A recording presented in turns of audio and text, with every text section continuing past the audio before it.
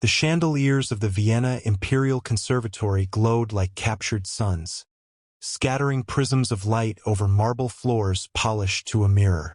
Every seat was taken. Ambassadors, aristocrats, donors whose last names were whispered with reverence. Silver trays glided through the crowd, carrying champagne that fizzed like laughter. It was an evening designed for perfection, and at the center of it stood Isabella Moreau. She moved through the backstage corridor with the calm of someone who owned the silence between applause. Her heels clicked a measured rhythm. Her gown shimmered like liquid steel. To her, tonight was not about charity. It was about reaffirming a truth she'd long believed, that mastery separated the chosen few from the merely talented. The poster outside read a night for musical diversity, but Isabella privately called it a night for good public relations. Still, she played along. Public benevolence kept patrons generous. "Madame Moreau," murmured Dr. Karl Strauss, the conservatory's conductor and her old friend, offering a polite bow. "Your audience is impatient." "Let them wait," she replied, fastening the final clasp of her bracelet. "Anticipation sweetens art." Strauss chuckled, though the edge in her tone unsettled him.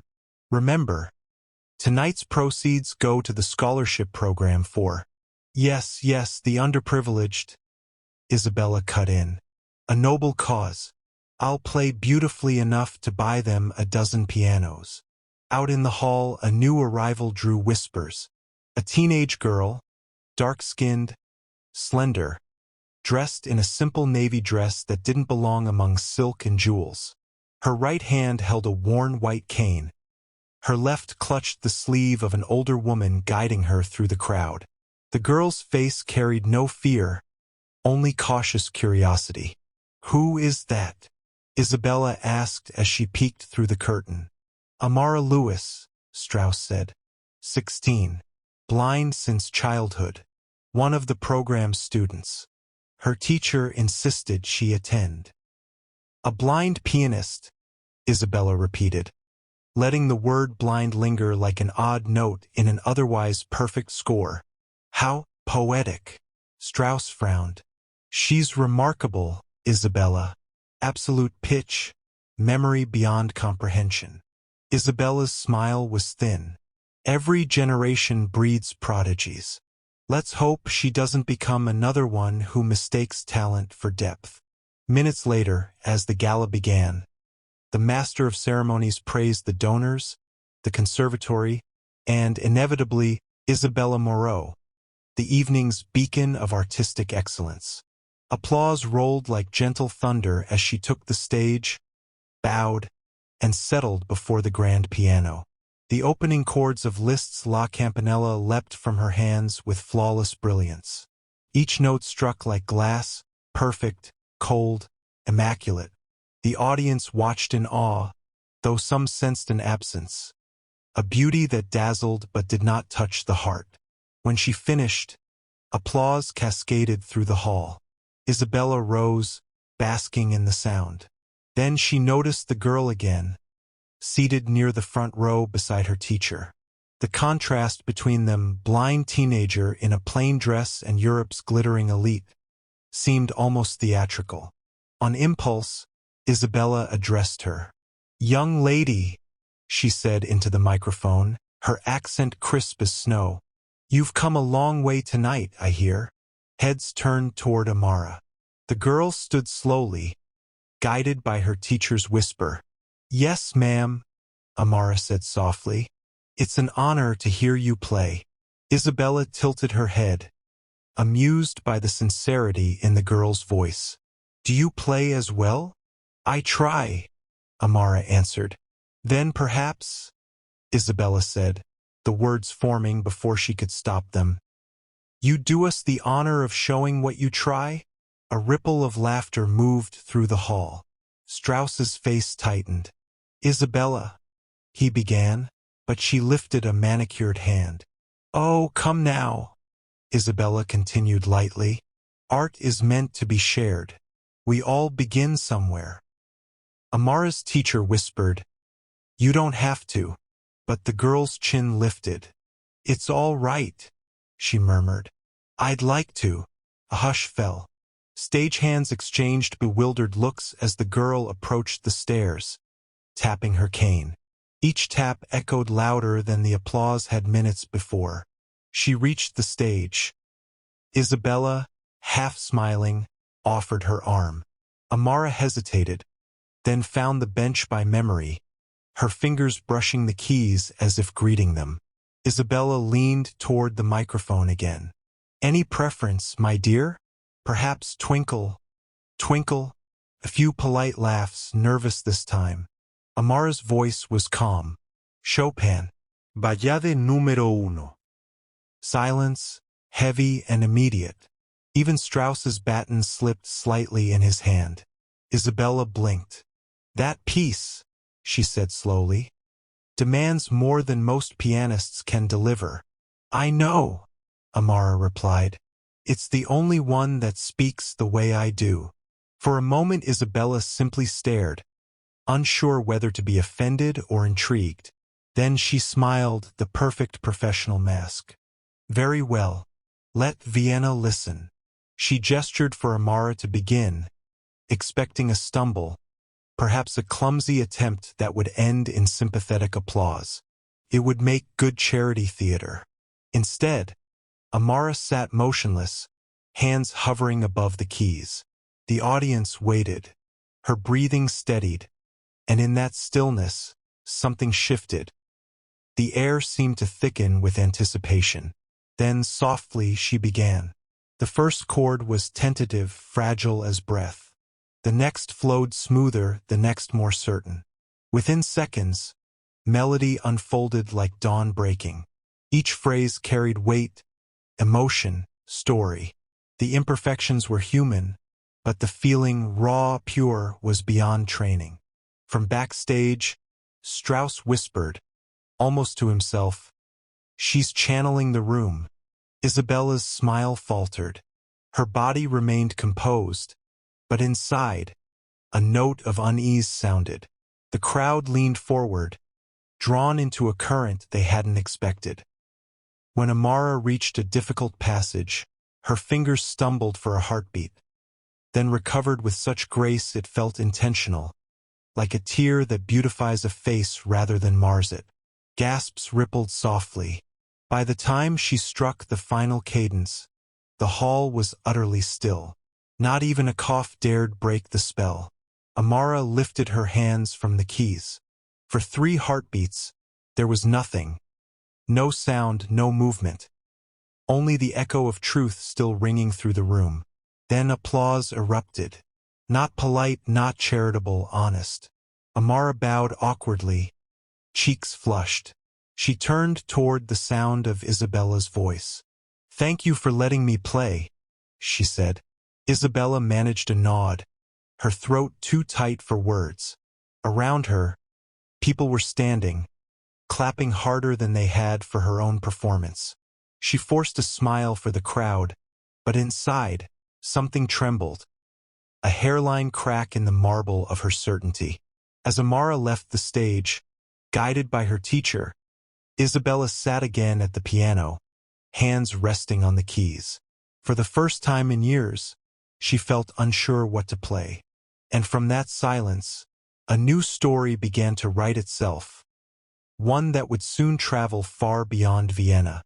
The applause from the Vienna Imperial Conservatory lingered in the corridors long after Amara Lewis had left the stage. Outside, the city hummed with carriages and conversation, the kind of night where music still floated through open windows. Yet for Amara, the noise faded into background static. The only sound she carried was the echo of the final note, the moment she felt, for the first time, completely seen, despite her blindness.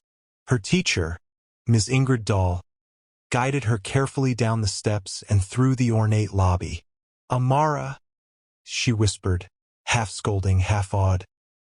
"You just made half of Europe gasp. Do you even realize what you did up there?" Amara smiled faintly. "I just played what I heard." Ingrid stopped her near the door, her Scandinavian features soft in the lamplight. No, you felt what they've forgotten how to feel. That's what scared them. Outside, the cool Vienna air embraced them. Reporters hovered near the entrance, but no one thought to interview the blind black girl from London's East End. The evening belonged, at least officially, to Isabella Moreau. Yet, somewhere in the crowd, murmurs began. Quiet, electric. 2 nights later, Isabella sat alone in her penthouse overlooking the Danube. Her Steinway Grand gleamed under moonlight, untouched since the gala. The applause from Amara's performance haunted her, replaying like a melody she couldn't stop hearing. She poured herself a glass of wine and tried to drown the memory beneath Chopin's Etudes. Her fingers obeyed flawlessly. Of course they did, but the notes felt hollow. Every perfectly executed arpeggio mocked her. Somewhere between technical mastery and emotional truth, she realized there was a void she had never crossed. The sound of her doorbell startled her. At this hour, she crossed the marble floor, silk robe brushing her ankles, and opened the door. It was Karl Strauss. "Forgive the intrusion," he said, removing his hat. "I thought we should talk." "About?" she asked coolly, though she already knew. "The girl." Isabella's jaw tightened. The girl is a child with a knack for imitation. She had one lucky moment. Strauss sighed, studying her. "You and I both know it was more than that. You saw the audience. They felt something they haven't in years. You can't fake that." Isabella turned away, staring at the piano. "You sound as though you've chosen a new favorite." "This isn't about favorites," he said quietly. "It's about truth." That girl reminded people why music matters. "It's not about perfection, Isabella. It's about connection." She laughed sharply. "Easy for you to say. You're not the one whose career depends on being the voice of European piano." Strauss hesitated, then placed a folded program on her table. It was from the gala, but a note had been scribbled across it in pen. "She plays like she's lived 100 lifetimes." Guest review. "Vienna is talking," he said. "And it's not about your list." When he left, Isabella sat staring at the words until they blurred. Outside, the city lights shimmered like distant applause. Inside, the silence pressed against her like guilt. Amara's world, meanwhile, could not have been more different. Back in London, the Bethnal Green Community Centre hummed with life. Kids practicing violin in the hall, choirs rehearsing gospel pieces, the faint hum of traffic outside. It was home, a little chaotic, always underfunded, but it breathed with purpose. Amara ran her fingers over the worn keys of the upright piano. The instrument was out of tune, some keys chipped, but she loved it fiercely. Every imperfection had its story. Ingrid entered carrying 2 mugs of tea. "You've been at it for hours," she said. "Don't burn yourself out." "I can't stop thinking about Vienna," Amara murmured. How she looked at me. "Isabella Moreau?"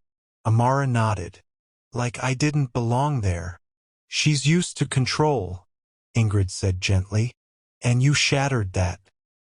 People like her build walls out of applause. You showed her a mirror instead." Amara smiled faintly. "I didn't mean to." "Sometimes truth doesn't need intention," Ingrid said. "It just happens." She hesitated before adding, "There's something you should know. I got a call this morning. From Vienna." Amara turned her head sharply. "From who?" "Dr. Strauss. He wants you to audition for the conservatory's Young Artist program. Full scholarship." Amara froze, her hand hovering over the keys. "You're serious?" "I wouldn't joke about this," Ingrid said, smiling. "You impress them all, even if some won't admit it." Amara exhaled slowly. "Vienna feels like another world. People like me don't." "Stop," Ingrid interrupted. You belong anywhere your music takes you. Still, that night, Amara couldn't sleep. The images played in her mind. Isabella's cool smile, the glittering chandeliers, the weight of every eye on her. And underneath it all, something deeper. A challenge unspoken but unmistakable. She would go back. And she would prove that what she had played wasn't a fluke. It was destiny. 3 months later, Vienna was dressed in spring. The conservatory announced a new season of masterclasses, and among the list of selected prodigies was a name few recognized but none would forget. Amara Lewis, United Kingdom. Isabella learned of it through a terse email from Strauss. Her reaction was immediate and visceral. The blind girl? Here? Publicly, she congratulated the decision. Privately, she seethed. Her pride had been wounded at the gala, and now the same wound was reopening under the guise of mentorship. "Madame Moreau," said Strauss in their first planning meeting, "you'll be supervising her integration. She'll study under your personal guidance." "My guidance," Isabella repeated. "Surely another instructor. No one else has your expertise," Strauss replied gently, though his eyes held challenge. "You'll do wonders for her." When he left, Isabella sat in silence. There was no refusing without appearing threatened. And Isabella Moreau could not be threatened. The following Monday, Amara arrived. Her hair was braided neatly, her cane folded at her side. She wore a simple blouse and skirt, unadorned but graceful. The students whispered as she entered. Vienna's corridors were not kind to outsiders. Isabella met her in the master studio. "So," she began, voice cool as the marble walls. "You've come to learn." "I've come to listen," Amara said softly. "That's not what I asked." Amara turned her sightless eyes toward Isabella's voice. "Listening is learning, madam." Isabella stiffened, then forced a smile. "We'll see about that." Thus began a mentorship defined not by harmony, but by friction. Weeks passed. Isabella drilled her relentlessly. Scales, arpeggios, impossible exercises meant to break lesser students. But Amara absorbed everything like dry earth drinking rain. When she erred, she corrected herself instinctively. When Isabella criticized, she listened silently, then played again. Better, deeper, unshaken. Late one evening, after the others had gone, Isabella found herself lingering by the door as Amara played alone. No sheet music, no metronome, just her fingers tracing sound through space. The melody was unfamiliar, haunting, neither classical nor modern. It was grief turned into harmony. "What piece is that?" Isabella asked despite herself. Amara paused. "I wrote it. For my mother." There was a tremor in her tone. Something raw, unguarded. "She died when I was 8, Amara continued. "The day I lost my sight. The doctors said the trauma caused it. I don't remember her face anymore. Only her humming." Isabella swallowed hard. "I see." "No," Amara said gently. "You hear." The words hit Isabella with strange force. For a moment, she forgot the hierarchy between them, the famous virtuoso and the blind girl from nowhere. There was only music and truth, and the unbridgeable gulf between perfection and feeling. That night, Isabella dreamed of her own mother, the one who had forced her to practice until her fingers bled, who taught her that applause was proof of worth.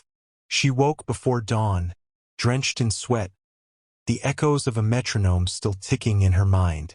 For the first time, Isabella Moreau questioned not Amara, but herself. By early autumn, the rumor had spread beyond the walls of the Vienna Conservatory.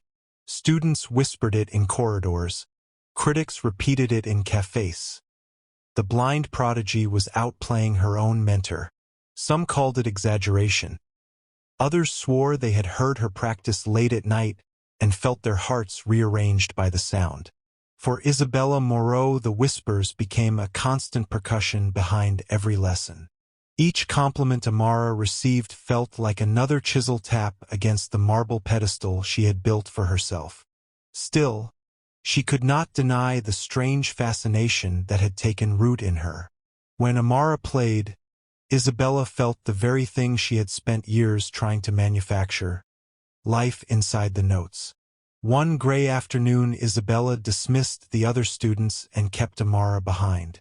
"Again," she said, pacing beside the piano. "You rush the second phrase." Amara repeated it, slower this time, but her interpretation bent the rhythm ever so slightly. Like breath.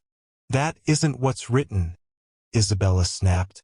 "No," Amara said, smiling faintly. "But it's what's felt." Isabella froze. The words were simple, yet they cracked something open. "Music is discipline," she replied sharply. "Feeling follows form." Amara turned toward the voice. "Maybe for sighted people, I have to feel first. It's the only way I can see the piece." For a moment Isabella wanted to shout, to re-establish the order of teacher and pupil, but she heard herself whisper instead, "Play it your way." Amara did. The same passage bloomed like a living thing. When it ended, Isabella's throat ached with an emotion she hadn't named in years.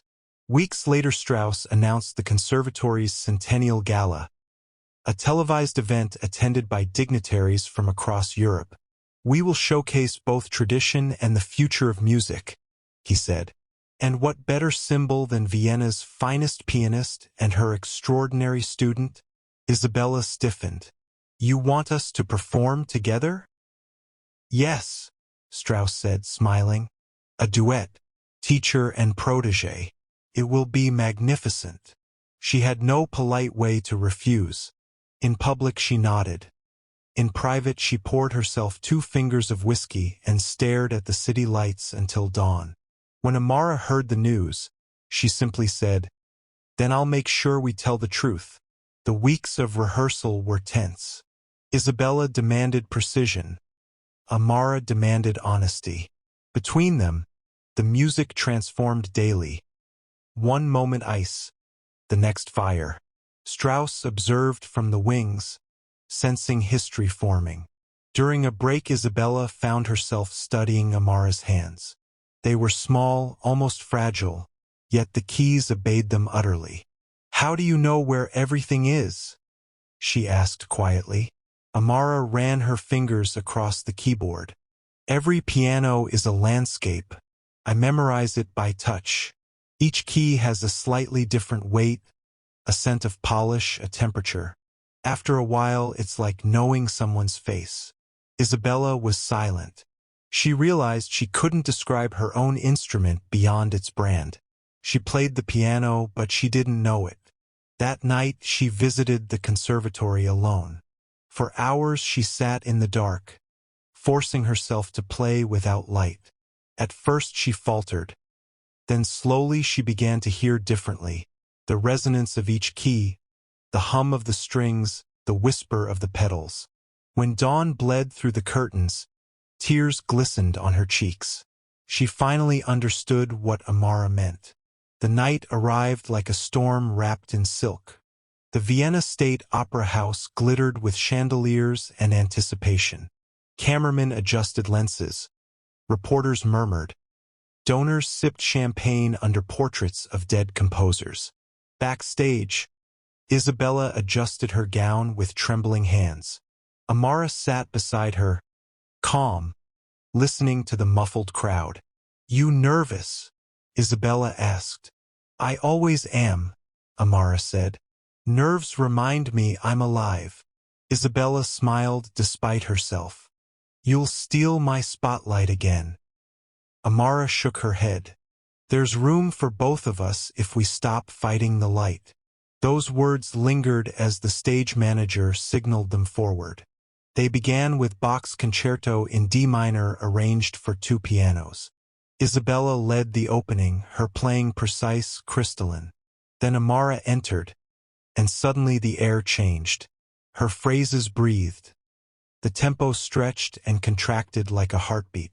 Where Isabella drew lines, Amara painted colors. At first the contrast jarred. Then, unbelievably, it harmonized. The rigid and the fluid began to converse. The duet became dialogue. Control meeting surrender, intellect meeting soul. By the final cadenza, the audience was leaning forward as if afraid to blink. When the last chord reverberated through the hall, silence held them captive for a full 5 seconds, an eternity in performance time, before thunderous applause broke loose. But the night wasn't over. Strauss appeared on stage, microphone in hand. "Ladies and gentlemen, an unexpected encore. Miss Lewis will now perform a solo piece of her choosing." Isabella turned sharply. "Carl, we didn't." But Amara was already standing. "It's all right," she whispered. "I know what to play." Amara sat alone at the piano, hands poised above the keys. "This is something I wrote," she said softly, voice carrying through the hush. "It's called The Sound of Light." She began with a single note, sustained until it felt like a held breath. Then another and another, gentle pulses that grew into melody. The piece unfolded as if the piano itself were remembering. Childhood laughter, loss, resilience, forgiveness. Halfway through, themes from their duet returned, transformed. The disciplined patterns Isabella had taught her now danced freely, unchained. In the audience, Isabella covered her mouth. She recognized fragments of her own playing hidden within Amara's composition, echoes of her technique reimagined through feeling. The student was completing what the teacher had begun, turning structure into soul. Tears blurred Isabella's vision. For years she had chased perfection, only to discover that imperfection, the human fracture, was where truth lived. When the last note faded, the crowd erupted. People rose, shouting, clapping until palms stung. Strauss's eyes glistened. "Genius," he whispered. "Pure genius." Amara stood and bowed, then turned toward Isabella. "Thank you," she said into the microphone, "for teaching me the language I needed to tell my story." The camera lights caught Isabella's face. Pale, trembling, radiant with humility, she stepped forward and embraced Amara. It was the first time she had ever bowed to another musician. By morning, the performance was everywhere: television, radio, every social feed from Paris to Tokyo. Critics hailed it as the rebirth of classical music. Headlines read, "Blind Prodigy and Maestro redefine Vienna's soul." Isabella woke to dozens of messages. Some congratulated her. Others asked the question she feared most. Was it jealousy or admiration that first brought her student on stage months ago? She didn't answer. She simply watched the video again. Amara's face serene, her own expression softening in real time, and understood what redemption looked like. That afternoon she called Strauss. "Carl," she said, "I'm resigning from the master program." He was silent. "Are you sure?" "Yes. I've spent my life teaching others to obey notes. Now I want to learn to listen." "What will you do?" "Start over. Maybe somewhere no one knows my name." 8. The epilogue years later. 5 years passed.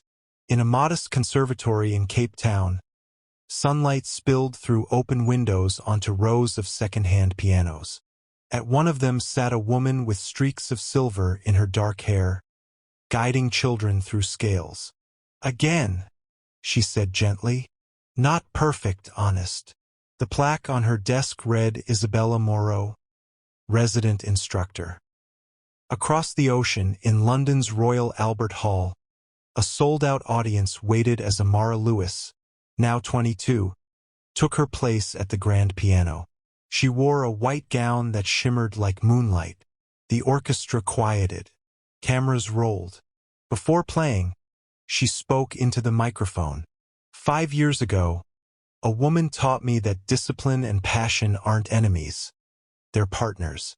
Tonight's piece is dedicated to her. She began the Sound of Light reprise, expanded for orchestra. As the music soared, television viewers saw something the live audience could not. In the front row, an older woman with tears streaming freely, mouthing every note. When the final chord faded, the hall erupted in ovation that seemed to last forever. Later, backstage, a journalist asked Amara, "What do you think makes a true musician?" Amara smiled, turning her sightless gaze toward the voice. "To be a true musician," she said, "you have to lose something. Sight, pride, certainty, it doesn't matter. What matters is what you find in the silence afterward." Far away in the Cape Town classroom, Isabella heard the broadcast on an old radio. As the music filled the room, her students stopped playing, listening wide-eyed. "That's your friend?" one little girl whispered. Isabella nodded, smiling. "My teacher," she said softly. Outside, the African twilight shimmered like a held note. The sound of children laughing blended with distant piano chords, and Isabella felt, for the first time, completely at peace. The rivalry that once defined her had become harmony, the melody of two lives that had learned, at last, to listen. Amara Lewis, now 25, had become a symbol of something larger than virtuosity. Critics called her the voice of the unheard. Her tours spanned continents, from London to Tokyo, Cape Town to New York, but the message was always the same. Music transcends privilege, skin color, sight, or social expectation. Her repertoire expanded. Works she composed herself mingled with interpretations of classical masters. Audiences were no longer just spectators. They were participants in a dialogue shaped by empathy. Each performance carried fragments of her past. The long hours in the church basement, the sting of prejudice, the triumph of being truly seen. In London, Amara founded the Lewis Conservatory Initiative, a scholarship program dedicated to identifying hidden talent in underfunded communities. She hired teachers who had been overlooked or marginalized themselves, giving them opportunities to pass on not just technique, but the deeper lesson that music is inseparable from life experience. Far away, Isabella Moreau had left the European spotlight behind, trading it for quiet classrooms in Cape Town. At first, her decision had been met with confusion and disbelief among her peers. The famed virtuoso abandoning prestigious concerts for teaching children? It seemed unthinkable, but Isabella knew the truth. She had been a prisoner of her own perfection. The gala in Vienna had shattered the illusion she had spent decades nurturing. Watching Amara perform, feeling the raw emotion that could never be taught through sheet music alone, had reminded her of something she had long ignored, the joy of music. In Cape Town, her life became rhythm and light. She guided students not to replicate her past glory but to discover their own. Some were prodigies. Some would never perform on global stages. None of that mattered. She celebrated every small breakthrough, the first confident chord, the moment a student truly felt a melody. She had finally learned what Amara had shown her. Music is alive only when it breathes beyond the performer. On a crisp spring evening, Amara returned to Cape Town for a masterclass tour. She had invited Isabella to join her as a special guest, an acknowledgement that without the teacher, the student's story would have been incomplete. They walked through the sunlit corridors of the local conservatory, laughing like old friends. Their previous tension dissolved into mutual respect. Students gathered, eyes wide, as Amara and Isabella prepared to perform a duet. "This piece," Amara said softly, "is about loss and renewal, about mistakes that teach us more than accolades ever could." Isabella nodded, placing her hands on the keys. "And about humility," she added. The duet began. Unlike the gala years ago, neither sought to dominate. Instead, their music flowed as conversation. Every pause a breath, every crescendo a shared heartbeat. The students watched, mesmerized. In that moment, they witnessed the alchemy of two lives. The teacher who had learned to listen and the student who had taught her how. The story of Amara and Isabella spread through media outlets. Articles, documentaries, and interviews highlighted their journey. Not just their technical mastery, but the transformation it inspired in the classical music world. Conservatories around the world began reevaluating their admissions policies. Blind musicians, students from underserved communities, and young women from marginalized backgrounds received scholarships previously unimaginable. Foundations donated instruments to neighborhood centers. Music halls echoed not only with applause, but with possibility. Even Isabella's former critics could no longer dismiss her. Reports detailed the profound impact she had on the next generation of musicians in Cape Town. One critic wrote, "Isabella Moreau traded the spotlight for mentorship and discovered the most challenging stage of all, the human heart. There, she became truly great." In a televised interview during her world tour, Amara reflected on her journey. "I've been asked what makes music meaningful. Is it precision? Fame? Wealth? No, it's honesty. Music is not about performing for others. It's about performing for life itself, for the story we carry, for the silence we've survived. And it's about who we choose to lift along the way." Her words resonated across continents.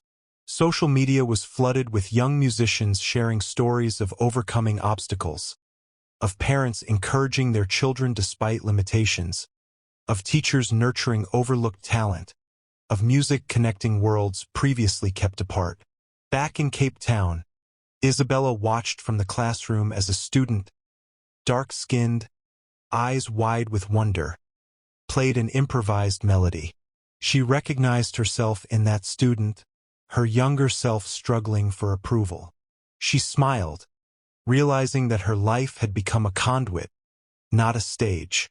That evening, Amara and Isabella returned to the piano together, one in Cape Town, one via live video feed from London.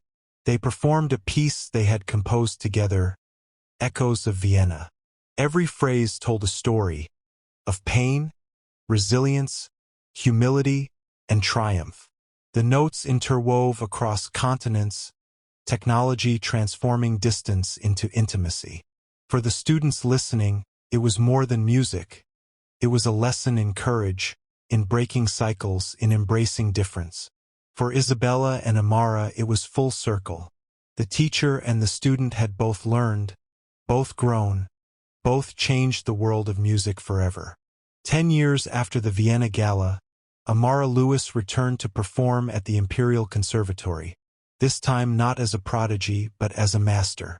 Isabella Moreau sat in the audience, surrounded by students she had mentored. The hall erupted with recognition, not just for Amara's skill, but for the journey that had brought her here. After the concert, Amara approached Isabella backstage. "Do you see?" she said softly. "We've created something larger than either of us." Isabella took her hands, eyes glistening. "Yes, and I finally understand.